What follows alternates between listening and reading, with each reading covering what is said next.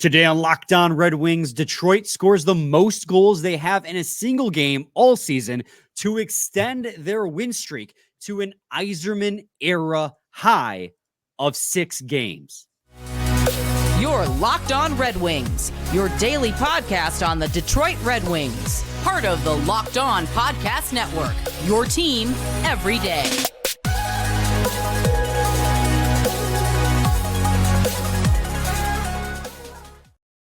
Welcome back to the Locked On Red Wings podcast. We are your hosts, Brian Fisher and Scotty Bentley. I'm a podcast producer for the Daily J, a WWJ News Radio podcast. Well, Scotty's host over at Locked On Tigers, as well as a freelance journalist for the Detroit News. And today's episode is brought to you by Game Time. Download the Game Time app, create an account, and use code Locked On for $20 off your first purchase. And as you guys can see, if you're watching on YouTube, Scotty has the aviators on, and that means one thing.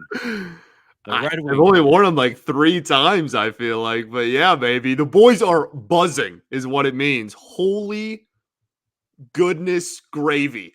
That was remarkable. Obviously 8-3 victory at home in the barn over Washington. I mean, we'll talk about the playoff picture, I'm sure, at the end of the show and talk about, what this means. Toronto lost. That's huge, obviously. Like, you're creeping into, that territory there. So I'm sure we'll save that for the end. But what a hockey game, baby. What an absolute dominance, I guess is the word. There was, and it, I feel like they were in control for a majority of the game, and they had a lead for a majority of the game and whatnot. We'll talk about, it was kind of close for a minute there at the end of the second, but there was really never immense doubt, I would say, that the Wings were the better team on the ice in this one, and a whole lot went right, baby. I thought it was what I would call this is the St. Louis Blues game, but with sporadic defensive lapses sprinkled in. Sure. But I mean, offensive wise, they dominated from puck drop. I mean, Patrick Kane, 30 seconds in, had a scoring chance from the left circle where he just barely missed the net. And it just, from there on, it just felt like the Red Wings had control the entire time with just occasional defensive lapses. And obviously you don't want to see those, but in a game where you win 8-3, you're not going to complain too much. I mean, this game, kind of like the game against the St. Louis Blues, had so much going right for it that it's hard to talk about in context. Like, I can give you full picture. I have all kinds of like fun little factoids for you guys, 2 of which I gave you in the cold open just now, but what a stellar performance by the Detroit Red Wings against the team they needed to have a stellar performance again, because you lose this game, now the Caps are only 5 games behind you with game in hand. You win, now you're 9 points back up on them. It's a huge difference. That's why I say these games against these teams you're competing for with a wild card, though, again, you have that massive advantage, it can slip away really quick. So that's why I call these games like 4-point swings, because it would have been a 4-point swing. Right. Anyway, Scotty, we'll talk about the whole game. Obviously, we have 30 minutes to do so. This might be one of those games where that might not be enough, but we'll do what we can with the time we're allotted. We got to get to difference makers first and foremost. Who do you have or what do you have, rather, in this case, as your difference maker for this hockey game? Spoiler, yeah, so like this was a game where obviously you had 7 different goal scorers, a lot of point producers. I mean, we're going to get into that after, and we do our standout performers. I mean, there's a boatload, right? So, and there are certainly a couple that kind of stood out even above the rest that I'm sure you'll pick from or that we'll talk about at some point. But really, the biggest thing that happened in this hockey game to me was the shorthanded goal, just from like a momentum standpoint. I mean, you talked about 4-point swings. That's a 2-goal swing, right? Like that play, you are up 2 toward the end of the second period. It's not like it was that early in the game. You are up 2 and you're on the kill. You're the Capitals, goodness, just forgot a team name. The Caps are on the power play. And if they score there, it is a 1-goal game heading into the third period. And instead you get a shorthanded goal that makes it a 3-goal game. So I think that was the biggest, game changer or difference maker to me was, I mean, if you want to, it has to be a player, then I guess you just give credit to Comfer. He obviously is the one that buried it, but amazing setup by Andrew Comp. Incredible pass. Little backhanded flip over the stick there. But that is to me like pretty comfortably the most dynamic and like biggest swing of the hockey game, even though the Wings were winning before and they would have been winning even if they gave up a goal on that kill. That was like that to go into the second period with a 3-goal lead when you're on the kill is massive. And it was like I said, 2-goal swing right at a crucial part of the game. I completely agree with you on that. I mean, we never set effect that difference maker has to be a player. No rules. It can be a play. There, yeah. And you're right that at the end of the second period, they had the opportunity to bring it within 1. On top of that, the Capitals had momentum at that point. Scarbosa had just buried a goal not that long prior, just 3 minutes prior in the second period. The Wings looked a little bit complacent after getting up and building on their lead. And it felt like momentum was shifting into the end of the second, and a goal there would have been huge for the Capitals. And instead, big play in the defensive zone by Moritz Seider, who I think he got the secondary assist because he simply blocked the shot, which we'll talk about Seider and notable performances for blocking shots. He was a dog in this game. Menace for sure. And then Cop went up the ice. Comfer, who just the hesitation at first I was like, why are you waiting to shoot? And then I realized on the replay, like that split-second hesitation caused Lindgren to bite. He thought that puck going to Comfer was going to be an immediate release, but Comfer waited half a second. Not Scarbosa, but Lindgren went down and he beat him clean on the glove side. Right-handed goalie, by the way, when it comes to gloves, which is really rare. I mean, I can't disagree with you in terms of difference maker. That play was a difference maker in this game. And I mean, if I'm looking for individual players, Lucas Raymond had a 3-point night. Shayne Gostisbehere had a 2-goal night. So I want to say continues. It does. You know what? The Red Wings are a wagon. We're a wagon. Every single player that we criticize immediately turns into Wayne Gretzky. It's the coolest thing I've ever seen. And as we always say, 10 times out of 10, we'd rather be proven wrong and have it benefit the Wings. So I'm all about it, man. Well, and so there was somebody added me and joked like, who are we going to do next? And I jokingly was like, Fabry ? I don't know. And then a few minutes later, he scored a power play goal. And I was like, my power knows no limits. No, but if I got to pick a difference maker, we're kind of meandering here. My difference maker, I would just say, and this is a cop-out, it's the whole team.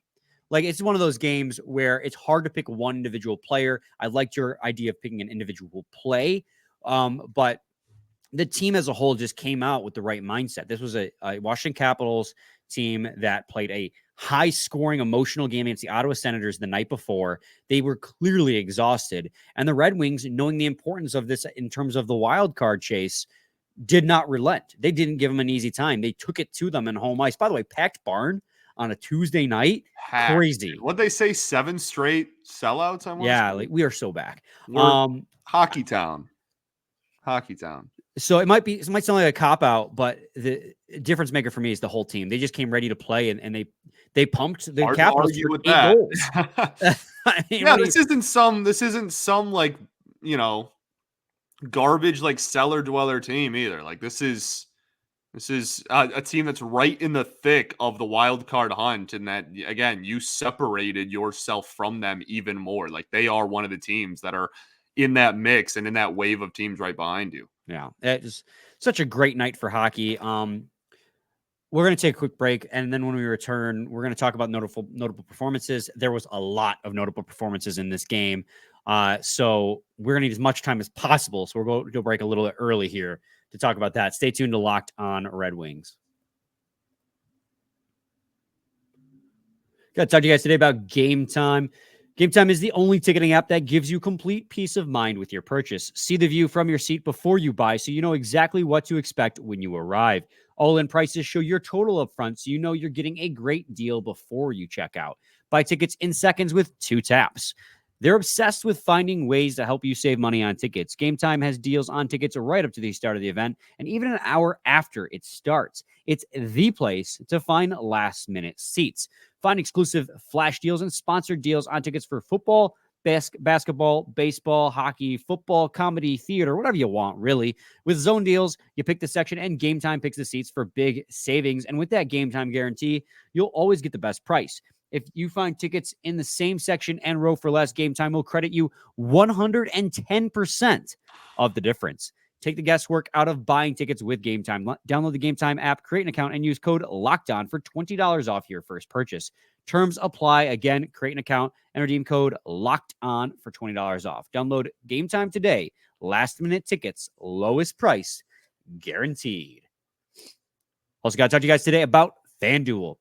Get buckets with your first bet on FanDuel, America's #1 sportsbook, because right now new customers get $150 in bonus bets with any $5 bet. That's $150 if your bet wins. Bet on all your favorite NBA players and teams with quick bets, live same-game parlays, exclusive prop bets, and so much more. Just visit FanDuel.com/lockedon and shoot your shot. And if you're lucky and you like the Red Wings, 8 of those will go in. So FanDuel, official sportsbook partner of the NBA. So used to saying NFL all season long. Now the season's over, talking NBA. Oh, you already cornballed it up there at the end, so it's all good. It is all good. I love you, buddy. Segment 2, Lockdown Red Wings podcast. Man, notable performances. Where to begin, right? Shayne Gostisbehere, 2 goals. A guy that we've been highly critical of just this last week, right? And we talk about it. You joked about it in segment 1. We talked about how he hadn't scored a 5-on-5 point since December 23rd. And then in the last 4 games since that episode, he has 4 even strength points, 2 assists, 2 goals in this game. And he scored the first goal, absolute ripper of a slap shot, one-timer, top shelf over the shoulder of Lindgren. And then a play that he started in the neutral zone. He took, he said he was the one who turned it over, but he broke up the play in the neutral zone, curled back, burst up the ice, and then fed the pass to Raymond, who fed it back to him for a ripper from the high slot with a wrist shot. Ended up being the game-winning goal. Shayne Gostisbehere, someone we've been critical of, showed up big time in this game. Notable performance, number 1. Multi-point night, number 1. So yeah, I mean, we had been talking obviously about the 5-on-5 production. We got that in this game. Started with points over the weekend, right? Started getting that, and we've seen him. I think, I mean, maybe it's easy just in this game because he scored, so it's like it looks like that. But he looked like he was a little bit more aggressive in heading toward the net, at least in this game. I mean, even obviously the 1 goal was kind of from range a little bit, but he had no problem stepping up and separating distance between him and the net. And I think that obviously led to, goals, which again, like Captain Obvious kind of analysis there. But I do think that is something that we've kind of been missing. Like, I don't think we saw him play too aggressively when it came to shots. He was more of just like strictly kind of dropping back and playing quarterback and whatnot and trying to just put the puck on either side. So I appreciated that. And again, like today it worked. We'll see if it's something that he can get back on the horse for. But yeah, man, I mean, he's got 9 now on the year. We're 1 away from 12 or 13 double-digit goals now. I mean, just absolutely remarkable night for him. Yeah, it was nice to see him step up and be a little bit more active in the offensive zone at even strength, and he has all weekend long, including into this game. So it's really been nice to see. Another notable performance. I mean, geez, Patrick Kane, another 2 assists in this game. Dude, under the ankle pass is one, and like, who knows, right? If that was like intentional or like, it whatever, was, right? But it doesn't even matter. Like, it just adds to the lore. It adds to the aura, as the kids say, right? Like, it just like he's unbelievable. He hits the 30-point mark now with that point, or those 2 assists. He's got 30 points in 28 games played. He's quickly rising amongst Red Wings players in points despite playing 25 less games. The pass you said to Fabry exactly for that 1 power play goal that the Red Wings had. I mean, Fabry just sat there after the puck went off his stick because he's like, "Oh, I didn't do anything for this." Dude, he literally, the reaction, that is the funniest goal reaction I have seen all year. Like he just stands there and he just stays frozen, and he's like, "Yeah, I mean, I guess that's a goal for me." Like, and that was like a moment where it's like he's pimping that. What he's doing is he's pimping the pass. He's yeah, like, I just sat here. Kane did all the work on that one. Kane also had another assist in this game as well. That was on the. I'm sorry, guys. They all blend together. Oh, Alex DeBrincat. He started the tic-tac-toe play. Oh, yeah. That is one of the most beautiful plays of the season for the Detroit Red Wings. That was textbook tic-tac-toe right there. Absolute beauty, man. So 9-game point streak for Patrick Kane now. He's climbing the ranks for longest point streak in a Red Wings first season, a player who joins the Red Wings in their first season.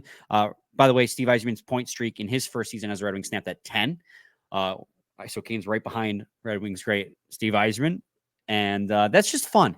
That's just fun. You like that. Again, vibes are high. I mean, there's not how much analysis can we get out of this besides just going over all the players, right? Well, that's we've talked about this before. We just talked about this last week. Like sometimes there's games where everything goes so right that there's not really analysis. It's just kind of like, yeah, that was sick. Like DeBrincat, another 5-on-5, absolute beauty. Almost just dropped an F-bomb there. That was close. Absolute beauty, right? Like, and again, like that was obviously finishing off the beautiful sequence by Kane, Larkin, and obviously Cat. I mean, Christian Fischer putting the body on the line, no matter the situation. I love my dog. 8-3, and he dives to block a shot. Yeah, because he's a dog, Brian. He's a dog. By the way, so obviously we'd be remiss not to talk about Lucas Raymond. 3-point night. Fantastic. I mean, he's. I mean, if you want to make an argument that anyone besides, Ghost is difference maker of this game, I think it's probably Razor. That was his 15th, I believe, multi-point game of the season, which leads the Red Wings for multi-point games this season. That was, if I'm assuming ESPN hasn't updated yet, that would make it 51 points in 59 games played. That's a 0.86 point per game. So that is on pace for a 71 point season if you round up. I mean, he's incredible. Prashanth tweeted it. He's turning into an absolute rock star. We were saying it the other day. This is a bona fide breakout season. He just continues to be the player we were hoping he would become this season. I'm so happy that I'm just so happy, man. That feed. Oh, by the way, I want to give credit to Michael Rasmussen too, my dog, my boy, on Raymond's goal, because that goal doesn't happen without Michael Rasmussen's forecheck. Something that I've been praising Michael Rasmussen so much the last couple of years is he's one of the most reliable forecheckers deep in the corners. His forecheck forced that turnover to JT Compher in the corner, who then fed Raymond out front for the goal. And then Raymond, of course, fed Larkin on his goal. And what was the other assist he had? I'm sorry, again, guys. Shayne Gostisbehere's second goal. Again, that was Gostisbehere to Raymond, back to Gostisbehere. Raymond is just Raymond's Raymond, man. He's turning into a stud. He's just turning into a stud. Yeah, I mean, this is a breakout, and I mean, he's currently on pace to pretty comfortably have career highs and everything. I mean, yeah, unbelievably exciting, and I don't know. The everything was going right. Everything was going right. What's the clip we have of you? To the moon, as the kids say. As the kids say, to the moon.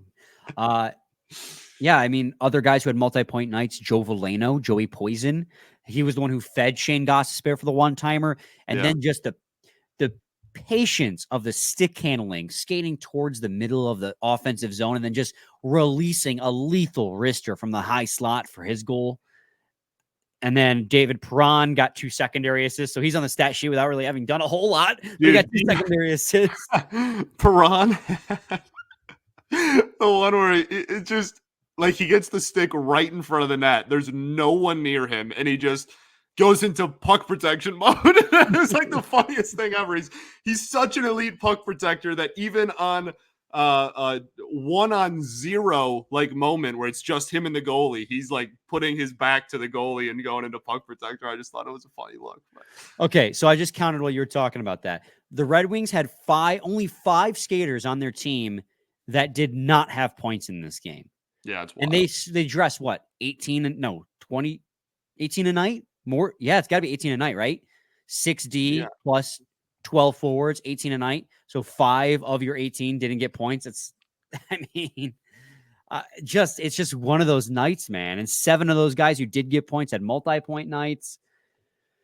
Oh, just, again, I hate to say it, but it's just one of those nights where so many things go right. It's hard to break it down. But I do want to also shout out Moritz Seider, because he's going to be getting x-rays, but Derek Lalonde thinks he's fine. He blocked a couple shots, one in the first, one in the third, that were absolute stingers, and then proceeded to make big defensive plays while hobbling around. One in the third, he literally was like hobbling, and he still cleared the puck on a penalty kill.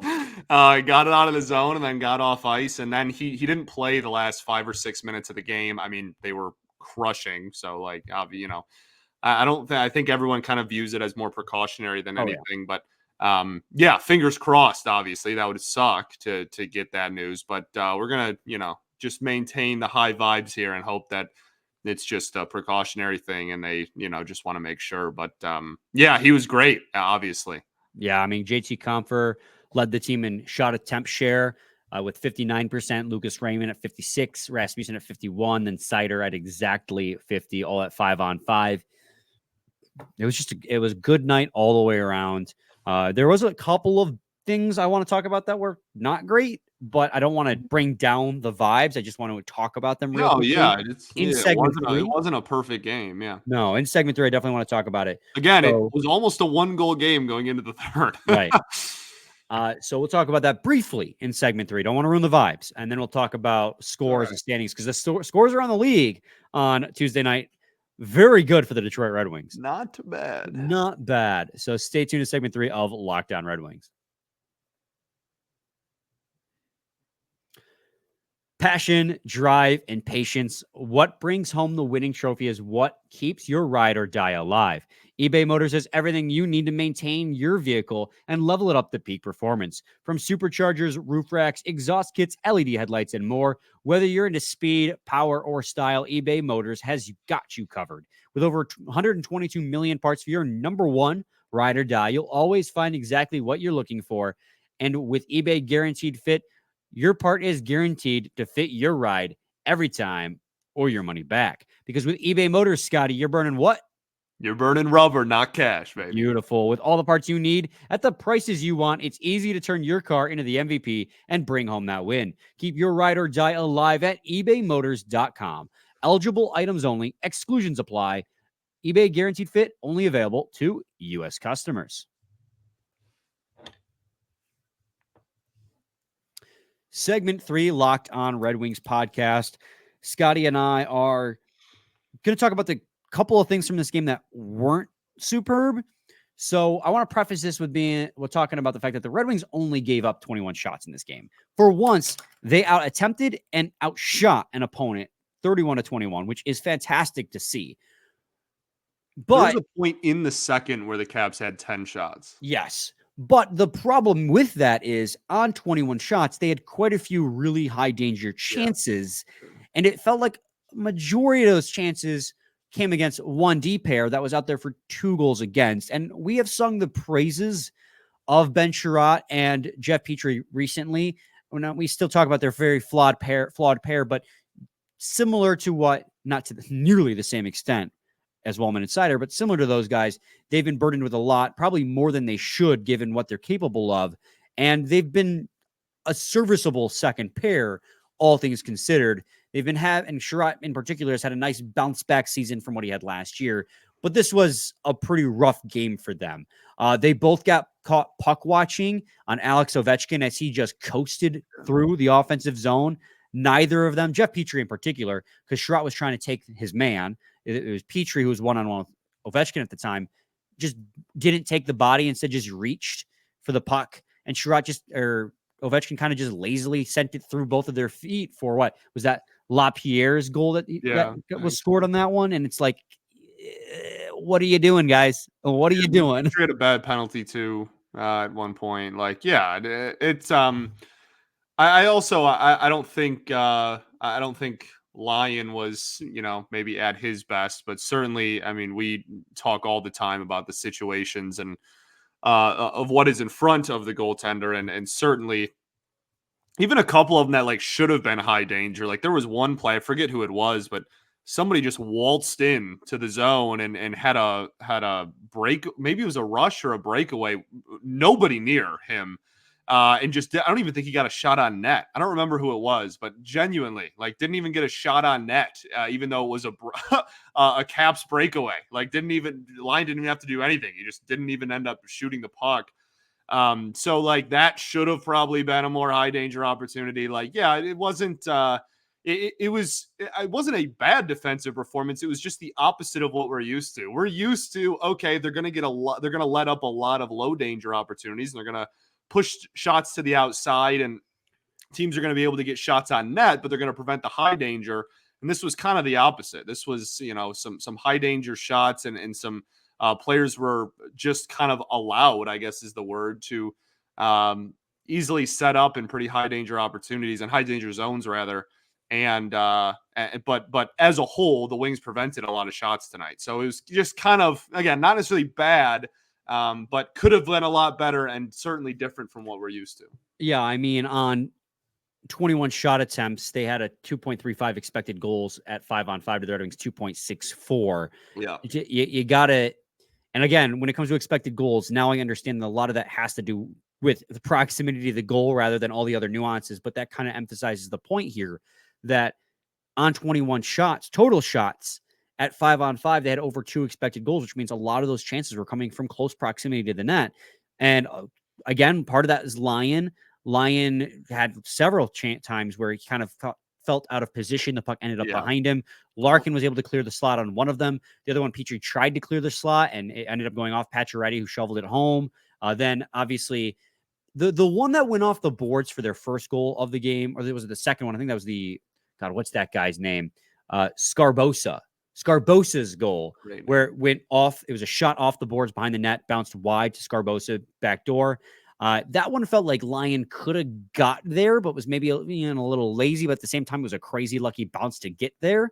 And at the same time, so like it was great they held them to 21 shots off of great 5-on-5 possession. But you got to make sure that those shots stay out of high danger areas, which they are generally very good at. I mean, according to Money Puck, they're 6th fewest high danger chances against in the league, shots against in the league. But this game in particular felt like on the few shots they did have, the Red Wings got a little bit complacent in their own end. But again, that is all water under the bridge behind an explosive offensive performance. The Red Wings put up 7+ goals for the first time this season. It's the first time in Steve Yzerman's era as general manager that the Red Wings have had a 6-game win streak. Kane's riding a 9-game point streak, and the Red Wings had 7 players with multi-point nights. Everything else went fantastic, and that's why it is okay that Lyon had a little bit of a weaker game in this one. You want to tighten up those defensive lapses for going forward because you're not going to score 8 every single night. If I had to pick any game all year for Alex Lyon to struggle on, it would be the game where we scored 8 effing points. Right. Goals, whatever. Don't get mad at me. But like, you know what I mean? RBIs. I know. People, yeah, whatever. But like I mean, genuinely, right? Like that is best case scenario for your team. So Scotty, now let's take a look around the league because that gets really exciting for Red Wings fans too. Obviously, Capitals lost, so you don't got to worry about that. You're 9 points up on the Capitals. But guess what? As of recording this, at 10:52 on Tuesday, the Penguins are down 2-0 to the Canucks at the end of the first period. The Devils are still tied with the Sharks 0-0. That game's just underway. The Maple Leafs lost to the Golden Knights 6-2 in regulation. So Red Wings are now, just 2 points back of the Toronto Maple Leafs for third in the Atlantic Division? 72, yeah. So we're talking about wild card and creating separation there. Suddenly, the Red Wings are just 2 points back at third in the Atlantic Division again. Where I thought the Maple Leafs were starting to pull away, all of a sudden, it's a close race yet again. Don't have to worry about the Sabres, but the Panthers beat them in regulation. That's just fun. The Flyers beat the Lightning, so that team that was 1 point behind you in the wild card race is now 3 points behind you. So you have 3 points of separation between first and second wild card. Senators lost 4-1. Again, team you don't got to worry about, but that's just fun. And it's just all these teams that you needed to lose lost tonight, with the exception of the Penguins and the Devils, who are still ongoing as recording this. But the two main ones, the Leafs and the Lightning lost, which is huge for the Red Wings who are running a 6-point game heater. Yeah, man. The Devils are a point back at the time of this recording, a point back from the Caps even. So like, your cushion on, the best teams not in the wild card spot right now are, you're almost at double digits at this point. Yeah, it's plus 27 goal differential. That is insane. Absolute beauty.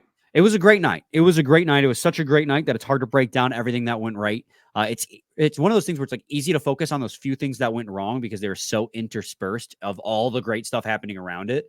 But the Red Wings are they're unstoppable right now. And you have another big game on Thursday with the Islanders at LCA again. If you can, dude, they're what? 7-2 in February now. Imagine finishing February 8-2.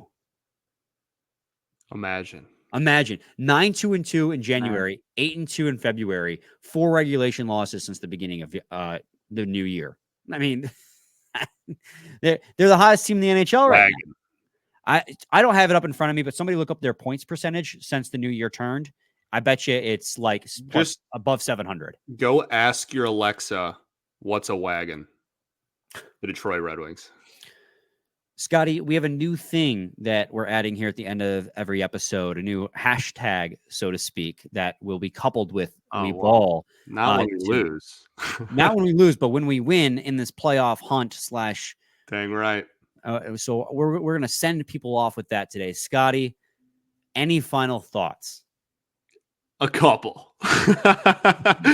Dude, I love it though. I had people tweeting at me today. They're like, Q Journey or like play Journey or whatever. Like, I absolutely love it. I think it's such a cool thing the Wings do is to, play that part in the song, obviously, right after a win. It's I think it's awesome. So play Journey as we do.